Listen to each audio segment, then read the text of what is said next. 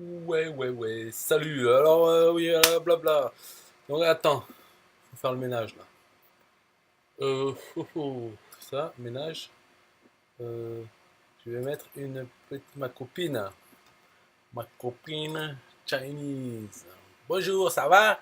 C'est moi. Oui, aujourd'hui, je vais vous parler de Boldorol et Eric Salgado qui a répondu à ma question. Ma question orale, mais que je n'ai pas posée. Donc, après, c'était une question écrite sur Facebook. Je lui ai demandé. Alors attendez, parce que je vais vous montrer tout ça. Attention, je vais enlever mon t-shirt. Vous êtes prêts? Un, 2, 3. Voilà. Alors ma question, je vais le... elle est là, hein. Je sais pas si on peut lire. Oh, hesitated, needed to prepare the warning in English and blablabla. Je vais la traduire en français. Donc, j'ai hésité. J'avais besoin de préparer mes phrases en anglais et pouvoir les dire de façon fluide. Et finalement, je n'ai pas fait et c'était fini. Tu étais déjà parti.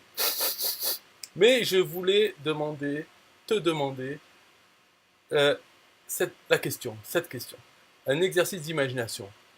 Disons que tu n'es pas le PDG de Build a Role, mais tu as toute la connaissance et l'expérience et tu es dans cette session de certification Build a Role comme nous. Quels sont un ou deux projets sur lesquels tu vas travailler en premier? Est-ce que tu le sais? Euh, Voilà.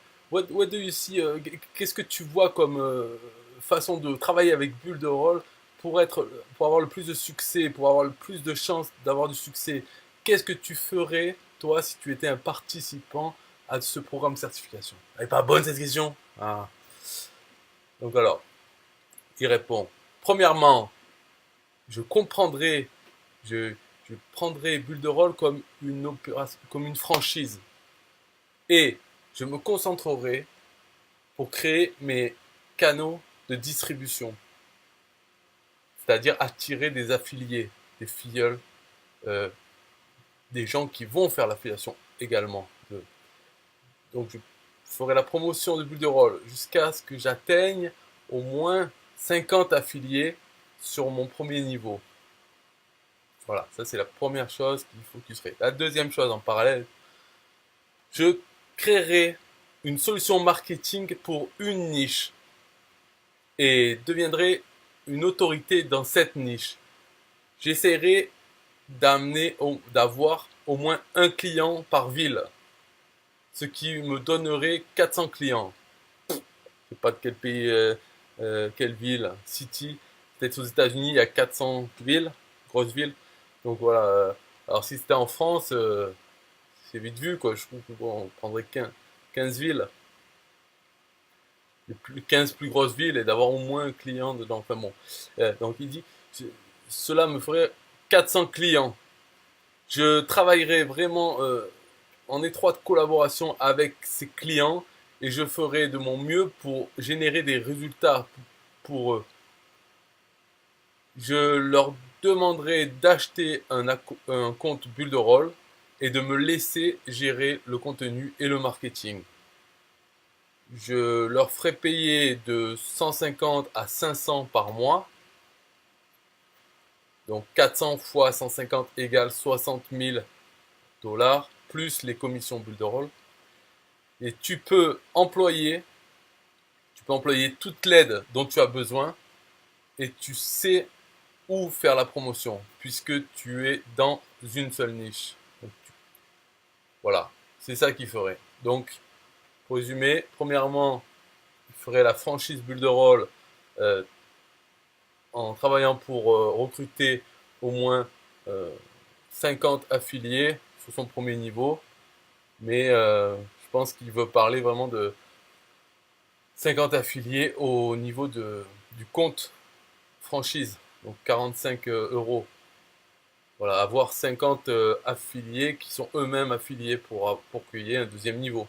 Parce que bien sûr, si on a juste des clients, donc c'est ce qu'il dit, I will focus in creating my distribution channels.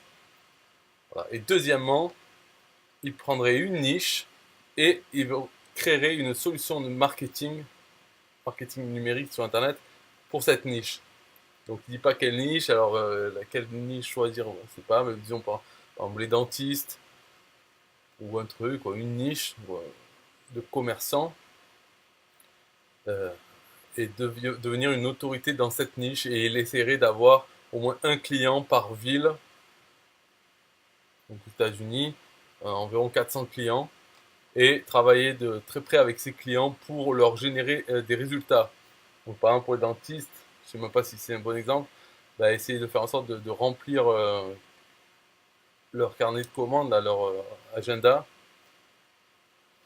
Voilà, donc travailler vraiment avec ses clients pour avoir des résultats, donc c'est-à-dire connaître leurs résultats, quoi. Savoir où ils en sont quand on les a, et après voir suivre les chiffres.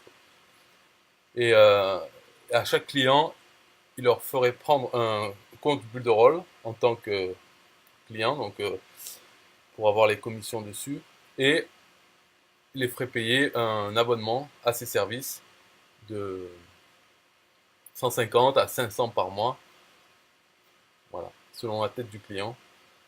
Et même si c'est 150 par mois, c'est déjà bien, ça fait plusieurs dizaines de milliers, plus les commissions Builderall.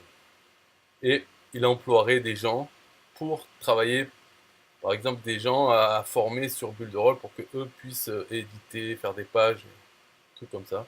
Et en plus, il saurait vraiment dans quel magazine faire la publicité pour ses clients, puisqu'il est dans une seule niche, donc il a vite fait le tour, et il peut voir avec les autres clients qu'est-ce qui a bien marché, une publicité dans leur ville, et comme ça, tac, il peut faire la même chose, trouver la même publicité pour les autres clients des autres villes.